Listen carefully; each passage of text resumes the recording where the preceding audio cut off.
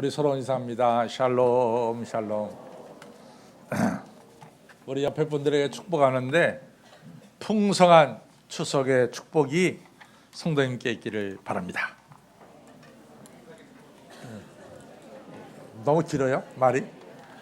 풍성한 추석의 축복이 성도님께 있기를 바랍니다. 길가? 예, 예. 제가 사실은 예방주사를 많이 맞아가지고 이젠 좀 괜찮습니다. 제가 이제 제 목회 여정을 보면은 미국에서 이제 거의 한 13년 목회했죠. 미국에는 추석도 없고 설날도 없습니다. 그러니까 한국에 추석도 설날도 없으니까 추석이 한국에 와도 교회 모이는 숫자는 똑같아요. 별반 없습니다. 그래서 제가 한일교회 만 12년을 목회했는데 한일교회는 이북 함경북도에서 피난 온 사람들이 세운 교회가 한일교회예요. 그래갖고 교인의 50% 이상이 함경도 사람입니다.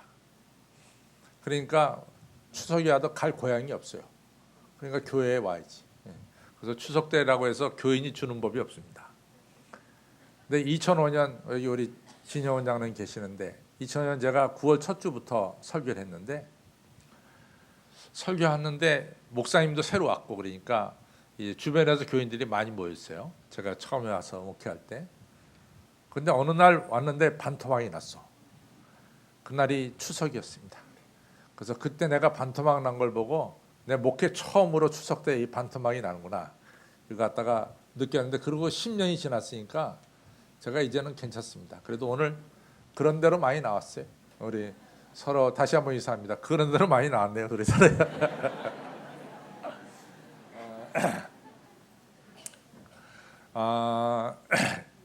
여러분들 이서우화에 이 황소와 개구리라고 하는 이서우화가 있습니다. 아시는 분 한번 손 들어봐. 황소와 개구리. 서지사님 아세요? 서동통 지사님? 아세요? 예. 공부 제대로 하셨네. 이제 황소와 개구리라고 하는 이솝 이야기가 있는데 개구리가 보니까 황소가 등치도 크고 이게 황소가 너무 부러운 거야. 자기는 황소에 비해서 너무 작거든. 그러니까 자기가 대접을 못 받는 것 같아요. 너무 작으니까. 그래가지고 이 개구리가 그날부터 내가 황소가 좀 돼야 되겠다. 이런 마음을 먹고 열심으로 먹기 시작하는 거예요. 자기 몸집을 불리려고. 그래갖고 열심히 먹어댔습니다. 정 먹는 대로 살이 퍽퍽 찌는 것 같아요. 불안한 것 같아요. 어느 날 제대로 쪘는데 더 불리려고 먹다가 그만 배가 터졌다는 얘기가 이솝 이야기에 나오는 황소와 개구리입니다. 이 얘기는 우리가 여러 가지 이야기를 할 수가 있겠죠. 야, 너는 내 처지를 좀 알아야 된다. 뭐 이런 얘기도 될 수가 있겠죠. 넌 너 자신을 알아야 된다. 뭐 소크라테스처럼 뭐 그런 얘기도 될 수가 있겠습니다.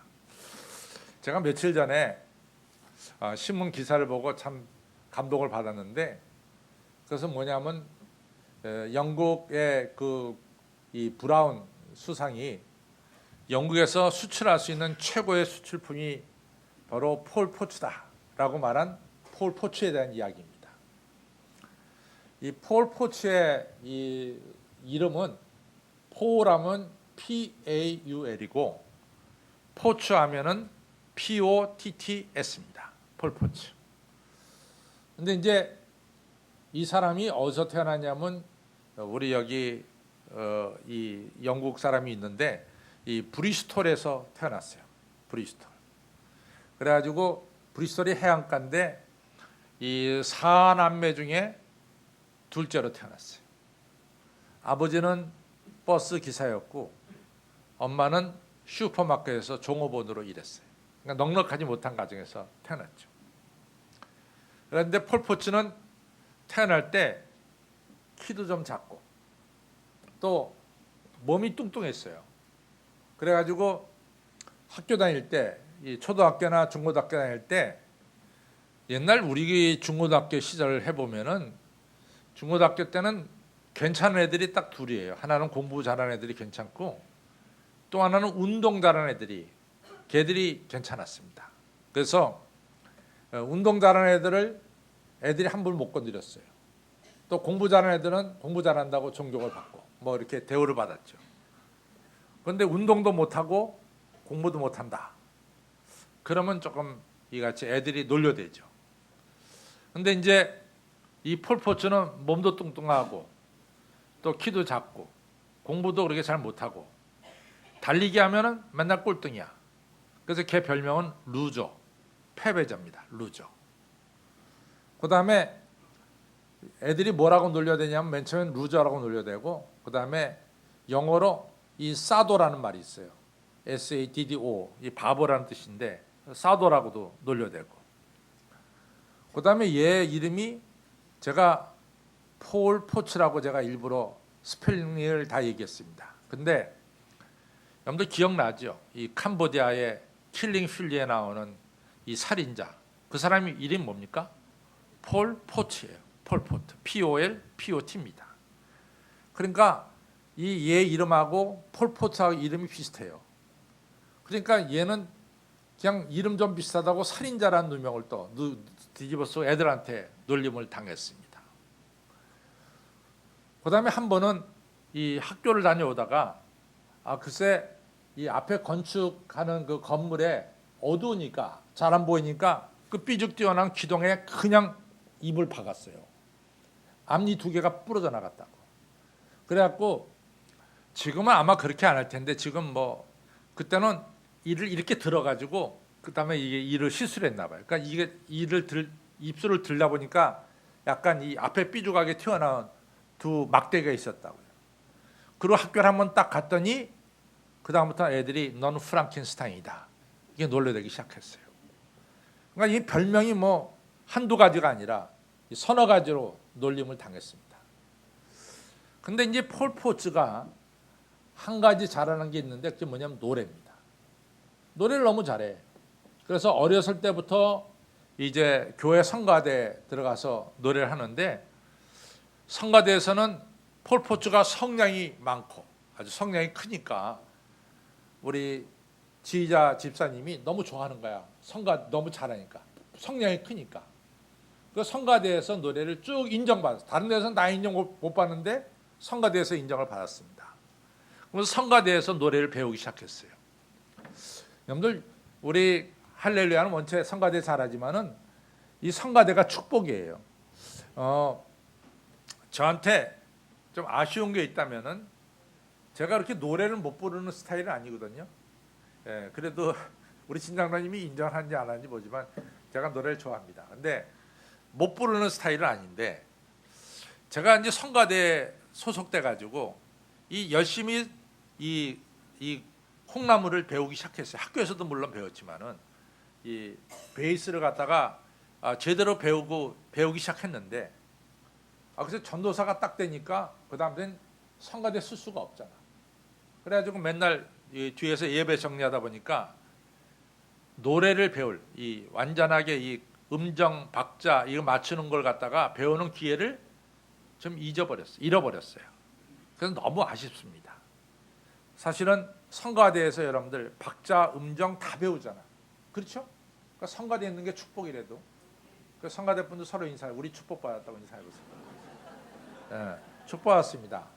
음악을 그냥 공짜로 배우고 말이지. 또 박수도 받고 그건 뭐 축복이죠. 그런데 이 폴 포츠가 이 성가대에서 음악을 제대로 배웠어요. 그래갖고 폴 포츠는 애들이 조롱할 때도 노래 부르고 아르바이트를 끝내고 돌아올 때도 노래 부르고 정규직을 가져본 적이 없어. 맨날 비정규직이야. 정규직을 쓰는 사람이 없어요. 얘를. 맨날 비정규직입니다. 노래를 배웠어요. 근데 어느 날 TV에 광고가 하나 떴습니다. 그 광고가 뭐냐면 Britain's Got Talent.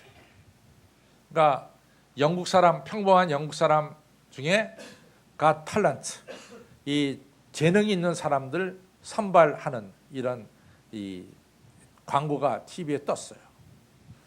그래가지고 이 사람이 나도 노래를 한번 나가 볼까 뭐 이런 생각이 들었어요. 근데 속으로 네가 나가면 뭐가 되냐? 너 맨날 루저 아니냐? 패배자 아니냐? 근데 네가 뭐 나간다고 될 거냐? 이런 게 또 떠올랐어요.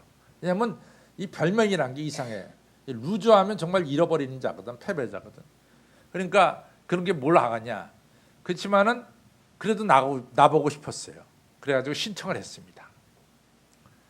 그 예선을 통과해서 본선에 올라서 2007년 3월 17일 카디프 밀레니엄 센터에서 이제 이 본선이 진행됐습니다. 그때 폴 포츠가 자기가 차례에 대해서 뭘 불리냐면 푸치니의 오페라 중에 투란도트 있잖아요. 투란도트 중에서 공주는 잠 못 이루고 네센 도르마를 불렀어요. 근데 그 네센 도르마 공주는 잠 못 이루고의 맨 마지막 가사가 뭐냐면 이 밤이여 빨리 지나가고 새벽이야 오라. 그러면 우리가 이기리라. 이게 이제 네센 도르마 공주는 잠 못 이루고의 마지막 가사입니다. 여기까지 부를 때 뭐 그 카디프 밀레니엄 센터에 모여든 이 관중들은 다 열광한 거예요. 너무 이 사람이 노래를 잘 배워서 심사위원들이 막 눈물을 흘릴 정도로 노래를 잘 배웠습니다. 그래서 그 사람이 거기서 일약 스타가 됩니다. 그래갖고 이분이 몇 개월 지나지 않아서 원 찬스라고 하는 음반을 하나 냈거든요. 내자마자 360만 장이 팔려나갔어요. 우리나라에 이 사람이 3번 왔습니다. 이 사람이 가장 존경하는 사람이 누구냐? 호세 카라레스예요. 호세 카라레스를 아시는 분이 알겠지만 세계 3대 테너가 있죠. 그 중에 하나가 호세 카라레스인데 이 사람은 그 두 사람에 비해서 몸집이 좀 가늘어요. 그 이 사람이 백혈병을 걸렸어요. 그리고 치료받고 나서 계속해서 노래를 불러서 이 포기하지 않는 테너 가수 호세 카라레스가 유명해졌습니다. 이 사람을 가장 존경합니다. 이 사람이 이 폴 포츠가 자기가 가지고 있는 하나의 단어가 있습니다. 저는 그 문장이 너무나 저를 감동시켰어요. No matter what life throws at you, be you 이 말입니다. 이 말은 뭐냐면 No matter what life, 너의 인생이 어떻든 간에 네 인생에 어떤 일이 No matter what life, 네 인생에 어떤 문제가 네 앞에 at you 던져지든 간에 너는 be you, 네가 돼야 된다. 넌 언제나 어떤 경우에도 네가 돼야 된다. 너무 멋있는 말이에요. 우리 인생에 여러 가지 일들이 일어나지만은 거기 휩쓸리지 않고 너는 네가 돼야 된다. 너 친구들이 너한테 패배자다. 너 뭐 바보다. 너는 프랑켄슈타인이다. 너는 폴포트다. 무슨 얘기를 해도 이 폴 포츠는 자기가 가장 좋아하는 노래를 언제든지 불렀어요. 언제든지 불렀어요. 누가 뭐라 그래도 자기가 좋아하는 노래 성가대 가서 찬양하고 노래하는 것을 불렀어요. 그래 그 사람이 결국은 그 자기 길을 갔기 때문에 그 오늘 전 세계에서 유명한 고든 브라운이라는 영국 수상이 영국에서 가장 제일 잘 나가는 상품이 뭐냐? 폴 포츠다라고 말할 정도로 아주 영국의 대표적인 인물이 돼버리고 말았습니다. 저는 그 이야기가 얼마나 감동적인 얘기인지 몰라요. 여러분들 크리스찬은 어디 가나 크리스찬이 돼야 돼. 저는 그 말을 저한테 받아서 강용규 목사야. 너 어딜 갔는지 너는 강용규 목사야. 너는 목사야. 너 목사의 길을 가야 돼. 어딜 가든지. 또는 우리 예수님께서 이 요한복음 2장에 보면은 성전을 청소하셨어요. 성전은 어떤 경우에도 예배드리는 장소, 성전이 돼야 돼. 성전은 절대로 비둘기 파는 장사나 돈 바꾸는 장사의 자리가 돼서는 안 되는 거예요. 성전은 성전이 돼야 된다고. 참 이 이야기가 굉장히 중요해요. 제가 한번 우리 교단 목사님들한테 아주 말로 몰매 맞은 적이 있는데 그게 뭐냐면은 이게 뭐 어쩔 수 없는 상황이지만은 이 지금 지방에 있는 교회들이 지방의 인구가 줄어들어요. 농촌 인구가 줄어듭니다. 그러니까 농촌 인구가 줄어들다 보니까 사실은 농촌에 130년 된 교회도 있어요. 120년 된 교회도 있고. 농촌에 100년 된 교회들이 제가 서천군에 가니까 거기도 한 8개가 100년 이상 됐더라고요. 100년 이상 된 교회가. 그러니까 선교사들이 와서 세운 교회들이 100년이 넘었어요. 근데 문제는 이 농촌 인구가 줄어들고 그러니까 교인들이 줄어들기 시작해요. 그러면서 이제 이 교회 건물이 남아도니까 그 교회 건물로 뭘 쓰냐면 복지센터를 만든다고요. 복지센터. 근데 정부가 복지센터를 만들면 무조건 정부가 뭐 매달 200만 원, 200만 원, 300만 원, 300만 원 도와줘요. 그 복지센터에. 근데 교인 20, 30명이 모여가지고 목사님한테 사례비 드린다 참 어렵잖아요. 그러니까 정부가 나오는 돈을 받는 게 훨씬 더 쉽다고. 그거는 뭐 정부가 날짜 되면 탁탁 보내주니까 그게 쉽다고. 그러니까 교회가 잘못하면 예배드리는 장소보다도 복지센터로 이같이 방향을 트는 경우가 많다고요. 그 제가 이제 그 얘기를 했어요. 왜냐하면 미국도 그렇지만 호주, 오스트레일리아도요. 이 교회들이 옛날에는 왕성했잖아요.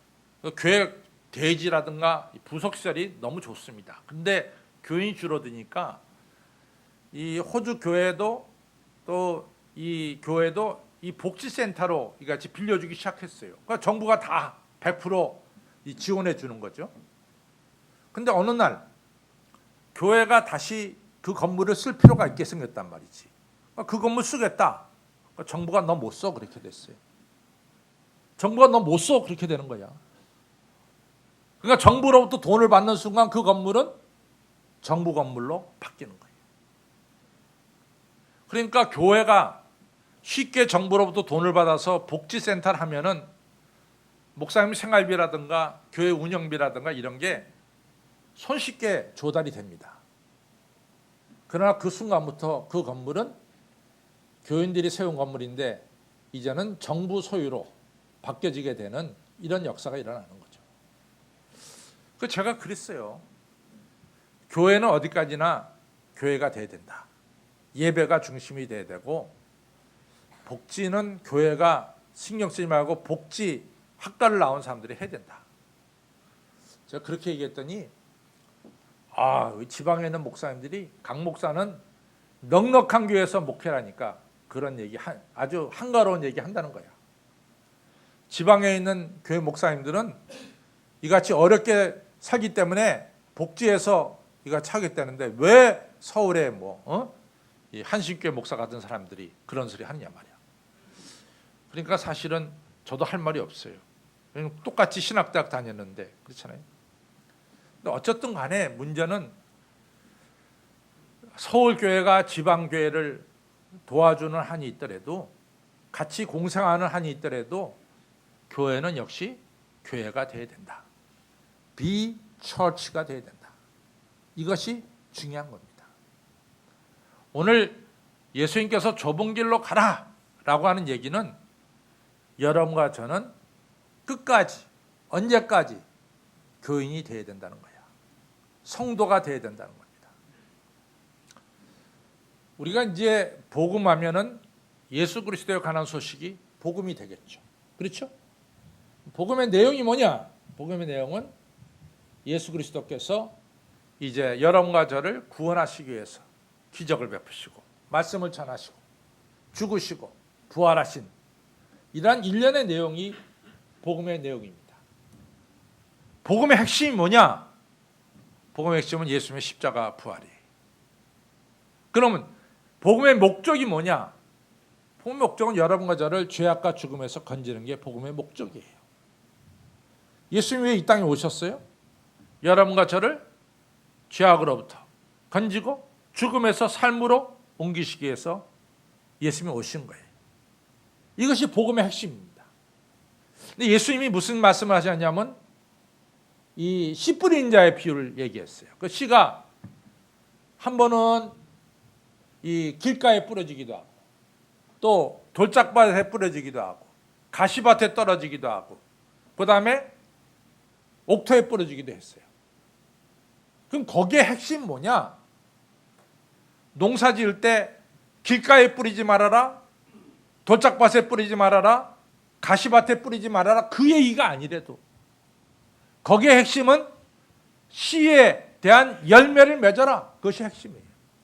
너희 마음이 옥토가 돼서 씨가 뿌려질 때 너희는 땅에 뿌리를 내리고 열매를 맺으라는 거지. 거기 농업 기술을 가르쳐준 얘기는 한 건도 없다고.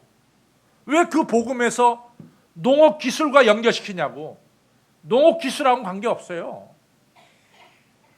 복음의 씨앗이 우리한테 떨어질 때 우리는 옥토가 돼서 열매를 맺으라는 거지. 거기다가 무슨 뭐 길가에 뿌려서는 안 되고 옥토에만 뿌려, 그런 얘기가 아니란 말이지. 그건 농업 기술과는 관계가 없는 겁니다. 복음의 열매를 맺어야 된다. 이것이 그 예수님의 말씀의 핵심이에요. 또 이같이 이 좋은 포도나무를 심었어요. 그럼 당연히 좋은 포도나무 열매가 맺혀야 되잖아. 근데 좋은 포도 열매가 맺지 않고 들포도 열매가 맺었어. 그럼 무슨 화학적인 반응이 일어났느냐? 성경은 그거 얘기하는 게 아니에요. 무슨 뭐 비료를 잘못 썼느냐? 관리를 잘못했느냐? 그 얘기하는 게 아닙니다. 너희는 참 포도나무니까 참 포도 열매를 맺어야 된다. 이것이 성경의 핵심이래도. 얼마 전에 말이죠. 제가 이제 수요일 날 이 성경 공부를 여러분 구약 성경을 가르치잖아요. 근데 이제 가끔 이제 우리 교회 인터넷에 다 뜨니까 우리 교단 목사님들이 좀 보는 것 같아요. 지난 주간에 어느 목사님이 저한테 전화 왔어요.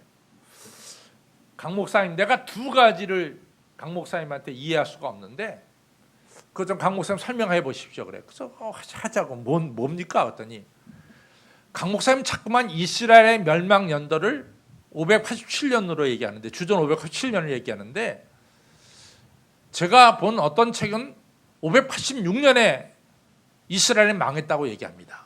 근데 왜 목사님은 587년으로 말합니까? 그래. 그래서 586년 맞죠? 그랬더니 이 사람이, 아니 그 목사님은 정답이 없어요? 580년도 되고 586년도 되고 왜 이렇게 양쪽을 다 얘기합니까? 그래. 그래서 내가 그 목사님한테 그래요. 목사님, 예루살렘이 587년에 망했으면 어떻고 586년에 망했으면 어떻습니까? 어떤 학자는 587이라고 말하고 어떤 학자는 586이라고 말하는데 나는 그냥 뭐 양쪽 다 맞는다고 생각하는데 그냥 내가 맨 처음부터 587년 얘기했으니까 580년 얘기하는 거지 난 거기다 목숨 걸 이유가 하나도 없다고 생각합니다. 나는 그거나 별 상관이 없다고 생각합니다. 문제는 우상 숭배하면 하나님이 심판하신다는 게 그거 진리 아닙니까? 사실 그래요. 복음의 핵심은 뭡니까? 우리가 하나님 외에 우상 숭배하면 심판받는다는 게 핵심이에요. 또 창세기 27장에서 이제 야곱이 아버지 이삭으로부터 축복받죠. 야, 너는 말이지 이제 크게 이 물질적으로 축복받을 거야. 땅에 기름짐이고 포도즙이 넘치도록 축복받을 거야. 너는 모든 사람들에게 너는 머리가 되고 꼬리가 되지 않을 거야. 그리고 너는 복의 통로가 될 거야. 이 세 가지 축복을 창세기 27장에서 봤습니다. 물질의 축복, 머리됨의 축복, 복의 통로의 축복. 또 28장에 이 루스에서는 하나님으로부터 직접 축복받기를 네 누운 땅을 내가 너한테 주고 땅의 축복을 주고 네 자손이 바닷가의 모래알처럼 많아질 것이고 자손의 축복을 받게 되고 더 나아가서 뭡니까? 내가 네가 하란에 가지만 고향에 돌아올 때까지 내가 너를 지켜주고 보호하마. 이같이 세 가지 축복을 받습니다. 그러니까 6가지 축복을 받았어요. 그 다음에 창세기 29장, 30장, 31장, 32장, 33장은 이런 하나님의 약속이 어떻게 이루어지는가를 보여주는 장이 창세기 29, 30, 31, 32, 33이에요. 근데 그 중에 여러분과 제가 잘 알다시피 뭐가 있냐면은 창세기 30장에 가보면은 이 야곱이 자기 외삼촌 라반한테 이 점박이 없는 양과 소를 받아요. 근데 앞으로 이 점이 나는 양과 소는 네 것이다. 이런 계약이 맺어지죠. 그러니까 야곱이 흐르는 개천에다가 신풍나무, 단풍나무 껍질을 벗겨가지고 이같이 그 개천에다 꼽았어요. 그리고 아주 건강하고 살찐 이 양들을 데려다가 거기서 교미시켰어요. 소들을 갖다 교미시켰어요. 그랬더니 점박이 건강한 새끼가 나오고 점박이 송아지가 나오기 시작했어요. 그게 이제 성경의 내용이거든요. 근데 어느 사람이 저한테 딱 손을 더니, 목사님, 제가요 성경에 나온 대로 신풍나무, 단풍나무 껍질 벗겨하고 개천에다 딱 놓고 이같이 건강한 양들끼리 교미를 했는데 점박이 새끼가 안 나왔습니다. 이게 어떻게 된 겁니까? 여러분, 성경은 그걸 얘기하는 게 아니래도 하나님의 약속한 축복이 이루어지는 것을 얘기하지. 그거 갖다가 무슨 점박이 뭐 이거 신풍나무, 단풍나무 껍질 벗겨갖고 과학적으로 이것이 되냐 안 되냐. 성경은 과학책이 아니래도. 우리는 성경의 핵심을 알아야 합니다. 성경의 핵심은 성경 과학책이 아니에요. 역사책이 아닙니다. 성경은 뭡니까? 하나님의 약속이 성취되는 것을 보여주고, 그리고 여러분과 저가 예수님 믿어서 죄악에서 건진받고, 그리고 하나님과 올바른 관계를 맺고, 그리고 우리 주님처럼 부활해서 영원히 사는 이 구원의 역사를 얘기하는 것이 성경이지, 성경책은 절대로 과학책도 아니고 역사책도 아닙니다. 따라서 저한테 성경을 가지고 과학을 따지지 마세요. 성경은 과학을 얘기하는 게 아닙니다. 그것이 바로 성경의 핵심이에요. 두 번째로, 우리가 복음을 통해서 여러분과 저가 구원받는 길이 좁은 길을 걸어가는 거예요. 요한복음 11장에 보면은 베다니에 사는 나사로가 죽었잖아요. 그렇죠? 나사로가 죽었죠. 그러고 나서 예수님이 이제 베다니로 갔습니다. 갔더니 뭐라고 얘기하냐면은 이 마르다가 예수님을 만나더니,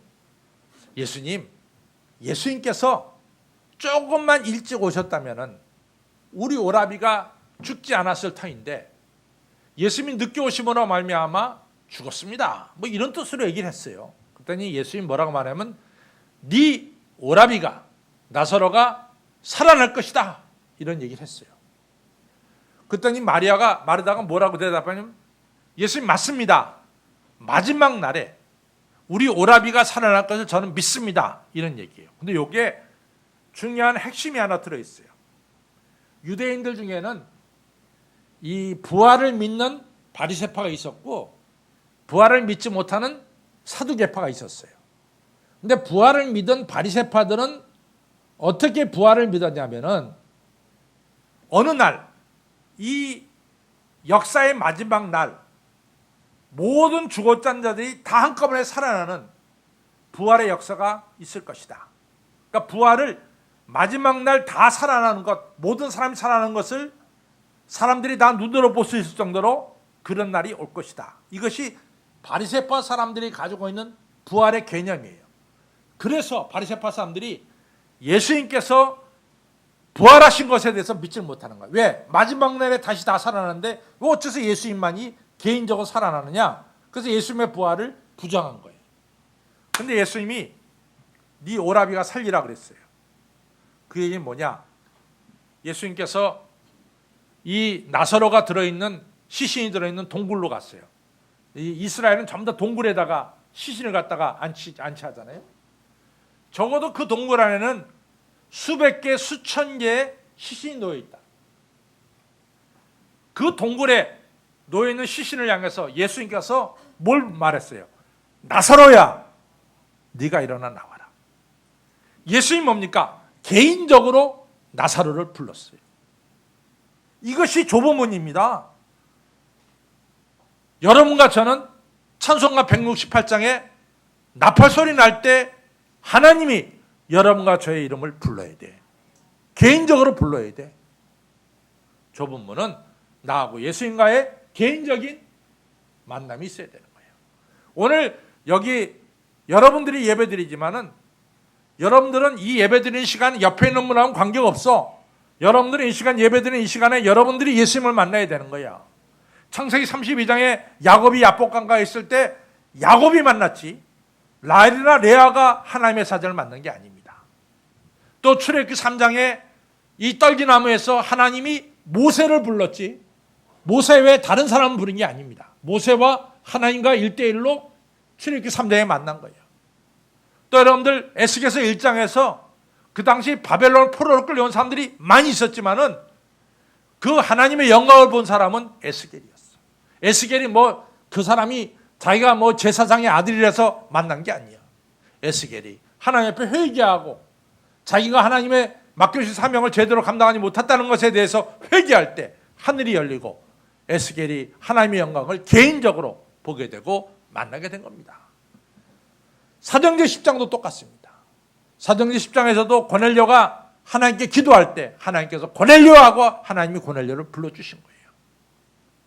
여러분과 저는 이 예배 시간에 여러 사람이 예배드리지만 중요한 것은 이 시간 여러분과 나와, 예수님과 나와의 관계지 옆에 사람과 관계가 아니에요. 이 시간 꼭 여러분들은 예배 시간에 예수님을 만나는 개인적인 축복이 있기를 바랍니다. 그것이 예배예요. 예수님과 나 1대1의 관계예요. 요한복음 21장에 베드로가 이제 예수님께 용서받고 내 양을 치라, 내 양을 먹이라 이런 사명 받잖아요.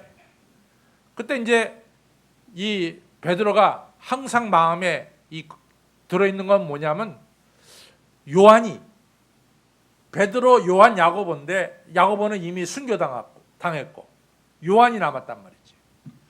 근데 요한은 자기가 보기에 하나님 예수님이 너무 요한을 사랑하는 것 같아. 요한도 또 자기를 가리켜서 예수님의 사랑받는 제자 요한, 항상 자기를 가리켜서 예수님의 사랑받는 제자라고 표현하고 있어요. 근데 베드로가 보기에 정말 예수님은 어떤 면에서 편파적으로 요한을 사랑하는 것 같은 느낌도 베드로가 받았어요. 근데 이제 베드로에게 뭐라고 예수님 말하냐면 네가 젊어서는 네 마음대로 띠뛰고 다녔지만은 네가 늙어서는 남이 너에게 띠뛰어주고 남이 너를 이끌어준 대로 네가 할 것이다. 그러니까 네가 마지막에는 어떠한 죽음, 십자가에 거꾸로 매달리는 죽음으로 순교할 것이다. 이런 뉘앙스로 예수님이 이제 베드로에게 말씀했죠. 베드로가 자기는 그렇게 순교한다고 치자. 그러면은 저 예수님의 사랑받는 제자 요한은 어떻게 될 건가? 개인적으로 궁금했어요. 예수님에 묻습니다. 예수님, 저 제자는 어떻게 되겠습니까? 요한은 어떻게 되겠습니까? 그때 예수님 뭐라고 대답해요? 야 베드로야, 내가 다시 올 때까지 저 제자 네가 말한 요한을 내가 살려둔다 하자. 그렇다 할지라도 너하고 도대체 무슨 상관이냐? 너하고 도대체 무슨 상관이냐? 너는 비유. 넌 네가 되면 되는 거야. 너는 네 길을 가면 되는 거야. 여러분 그렇습니다. 다른 사람이 어떻게 되든 그렇게까지 중요한 게 없어요. 여러분과 저가 예수님과 나와의 관계가 소중합니다. 예수님과 여러분과의 관계, 이 좁은 길을 걸어가는 관계가 잘 되시기를 주님의 이름으로 축원합니다. 좁은 길을 간다. 적어도 3가지 의미가 있어요. 첫째는 십계명을 지키는 거예요. 좁은 길을 가는 것은 십계명을 지키는 겁니다.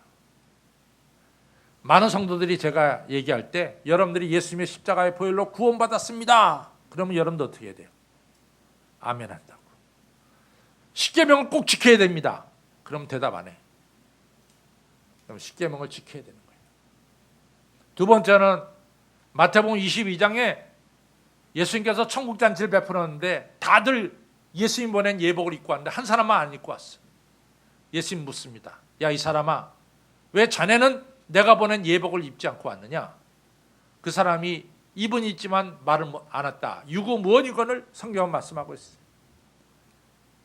왕은 사환을 시켜서 저 사람 내어 쫓아라. 밖에 쫓겨나서 슬피 이를 갈며 울음이 있으리라. 쫓아냈어요. 예복을 입는다는 것은 예수님의 십자가의 보혈로 우리가 죄 씻음 받고 예수님이 입혀주시는 구원의 옷을 입는 거예요. 예복을 입는다는 것은 예수님 말씀에 순종하는 것을 가리킵니다. 여러분과 저는 예복을 입어야 됩니다.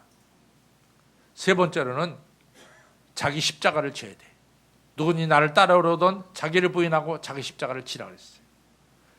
어느 학생이 손들어 목사님 십자가 뭡니까? 십자가 나를 괴롭히는 우리 시어머니가 십자가입니까? 그게 아니요. 십자가는 그게 아닙니다. 십자가는 우리 할렐루야 찬양대가 찬양하죠.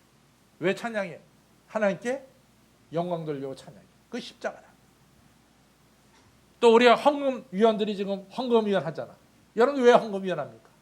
하나님께 영광 돌리려고 헌금위원 합니다. 우리가 하나님의 뜻을 이루려고 하는 모든 사역들이 다 십자가입니다. 우리가 주님을 믿으면서 나름대로 주님께서 내게 주신 사역을 감당해야 될 줄로 믿습니다. 좁은 길 열심으로 걸어갑시다. 나는 하나님의 자녀야. Be you. 너는 하나님의 자녀입니다. 이 하나님의 자녀의 길을 놓치지 마시고 열심히 걸어가시는 여러분과 저가 다 되시기를 주님의 이름으로 축원합니다. 기도하겠습니다. 하나님 아버지 감사합니다. 오늘 추석날 저희들로 하여금 하나님의 자녀라고 하는 사실, 그것이 가장 존귀한 사실 저희들 깨닫게 해주시니 감사합니다. 내가 구원받은 것이 너무 중요하고 하나님과 올바른 관계가 돼서 하나님이 나의 아버지가 되고 내가 아들, 딸이 된 것이 너무 중요합니다. 이 좁은 길을 열심히 걸어가도록 힘주시고 늘 예수님과 교통하면서 저희들 관계를 가지면서 좁은 길을 걸어갈 수 있도록 성령님 인도해 주시고 나아가서 하나님의 자녀답게 십계명 지키고 예복을 입고 그리고 십자가 지고 주님을 따르는 좁은 길 좁은 문으로 들어가는 머리 숙인 저희 모두가 되게 하여 주시옵소서. 예수님의 이름으로 감사하며 간절히 기도를 싸움나이다. 아멘.